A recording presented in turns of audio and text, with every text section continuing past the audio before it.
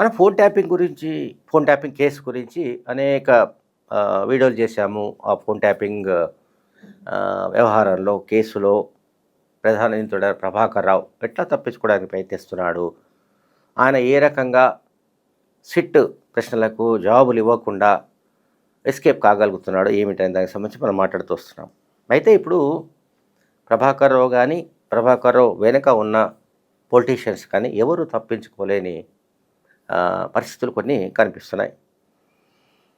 దీనికి ప్రధాన కారణం ఏంటంటే, ఈ కేసులో డక్కన్ కిచెన్ అనే రెస్టారెంట్కి సంబంధించిన యజమాని నందకుమార్ను సిట్ పిలిచి విచారణ జరిపింది. ఇదివరకు కూడా పిలిచి విచారణ జరిపింది. మళ్ళీ తాజాగా అంటే సిటీ పోలీస్ కమిషనర్ సజ్జనార్ సిట్ను టేక్ ఓవర్ చేసిన తర్వాత నందకుమార్ని పిలిపించి విచారణ జరిపారు.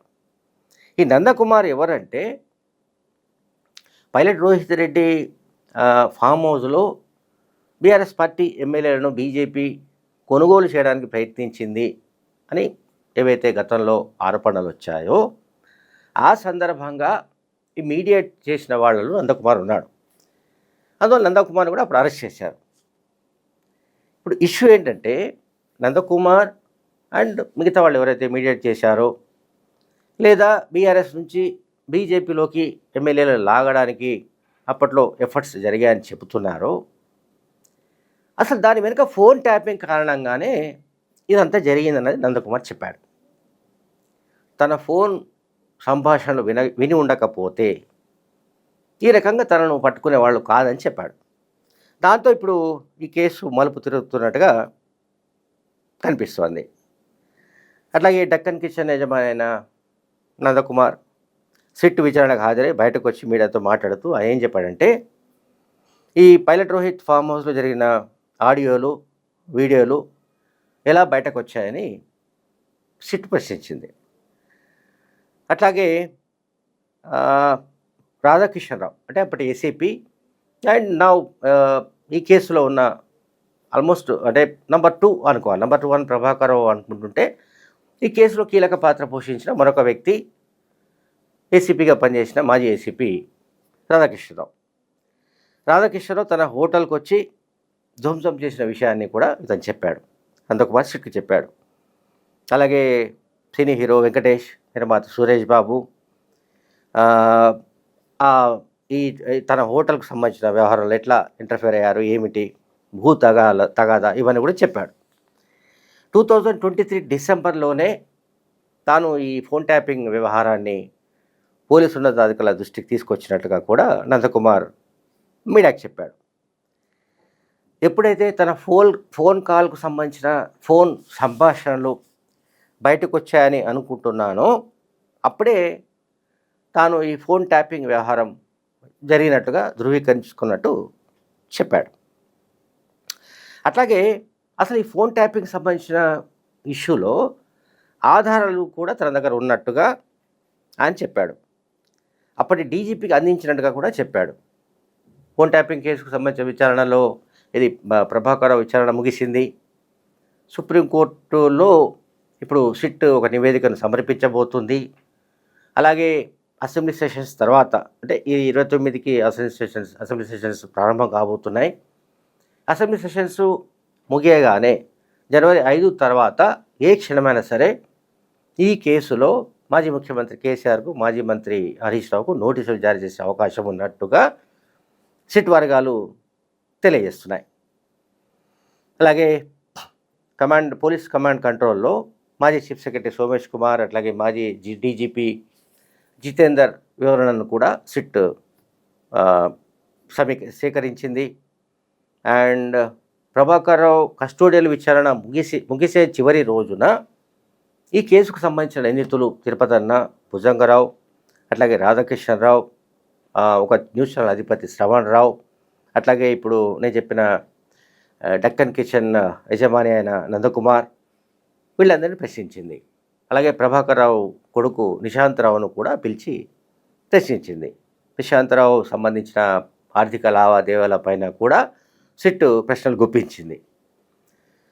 అయితే నేను పదే చెప్తున్నట్టుగా వీడియోలో, ఈ కేసులో రాజకీయ ప్రేరేపితం గురించి ఇప్పుడు ప్రూవ్ చేయాల్సిన బాధ్యత సిట్ పైన ఉంది. సో పొలిటికల్ మోటివ్ దీంట్లో ఉంది, క్లియర్గా మనకు కనిపిస్తుంది. పొలిటికల్ మోటివ్ అనేది ఉన్నట్టుగా కోర్టుకు ఆధారాలు సమర్పించాల్సి ఉంది. ఒకవైపు ఏమో ప్రభాకరరావు వీళ్ళంత మేరకు తప్పించుకునే దారులే వెతుకుతున్నట్టుగా సిట్ వర్గాలు తెలియజేస్తున్నాయి. అంటే విచారణ సందర్భంగా ప్రభాకరరావు వ్యవహరిస్తున్న తీరు, ఆయన చెప్తున్న జవాబులు తమను తికమక పెట్టడానికి ప్రయత్నిస్తున్నట్టుగా సిట్ వర్గాలు తెలియజేస్తున్నాయి. అండ్ ప్రభాకరరావు ఇంకొక విషయాన్ని కూడా సిట్కు చెప్పాడు.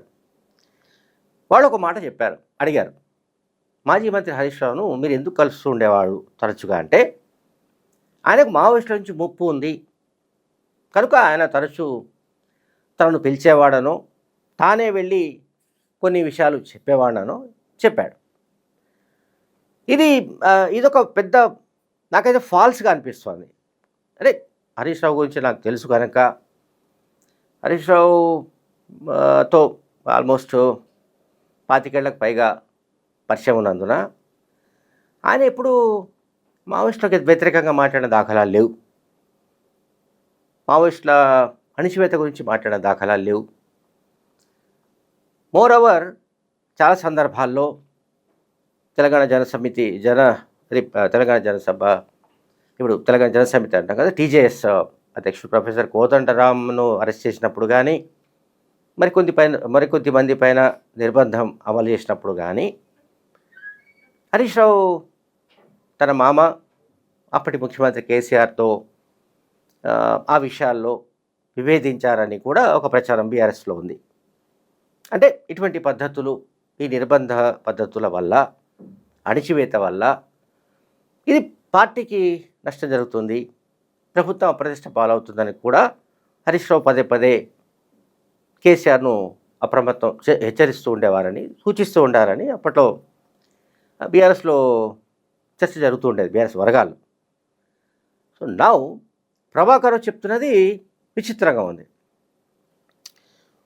ఒకవేళ అనుకుందాం క్షణం కోసం మావోయిస్టు పార్టీ నిజంగానే మావోయిస్టు పార్టీ నుంచి హరీష్ రావుకు ముప్పు ఉంది అని అనుకుందాం. ఎవరికైనా మావోయిస్టు నుంచి ముప్పు ఉంది అని అంటే దానికి సహేతుకమైన ఏవో కారణాలు ఉండాలి. మావోయిస్టు పార్టీకి వ్యతిరేకంగా మాట్లాడడమో లేకుంటే మావోయిస్టులకు వ్యతిరేకమైన చర్యలు ఏమైనా ప్రభుత్వ పరంగా తీసుకుంటే అందులో కనుక హరీష్ రావు రోల్ ఉంటే ఖచ్చితంగా మావోయిస్ట్ పార్టీ ఆయనను టార్గెట్ చేసే ఛాన్సెస్ ఉంటాయి, అని మనకు కారణం లేదు. కానీ ఇక్కడ హరీష్ రావు ప్రవర్తన కానీ, హరీష్ రావు వైఖరి కానీ ఎప్పుడూ డెమోక్రటిక్గా ఉన్నట్టుగా ఆయన కనిపిస్తుంటాడు తప్ప ఈ రకంగా అంటే మావోయిస్టు రాజకీయాల పట్ల వ్యతిరేకంగా మాట్లాడినట్టు కానీ, ఆయన వ్యతిరేకంగా పనిచేసినట్టుగా కానీ మరి ఆధారాలు లేవు. కానీ ప్రభాకర్ ఏమో హరీష్ రావుతో నీకేం సంబంధాలు ఉన్నాయి, నీకెందుకు ఏ సంబంధాలు ఉన్నాయని అంటే ఆయన దాన్ని ఇట్లా ట్విస్ట్ చేశాడు. మావోయిస్టులతో ఆయనకు ముప్పు ఉంది కనుక ఆ సమాచారం తెలిసినందువల్ల తాను నిరంతరం ఆయనను అప్రమత్తం చేస్తుండేవాడనని ఆయన చెప్పినట్టుగా ఇప్పుడు కథనాలు వస్తున్నాయి. సో మొత్తం మీద కేసీఆర్కు, హరీష్ రావుకు సిట్టు నోటీసులు జారీ చేసిన తర్వాత అసలు సినిమా మొదలయ్యే అవకాశం ఉన్నట్టుగా కనిపిస్తుంది. Thank you very much.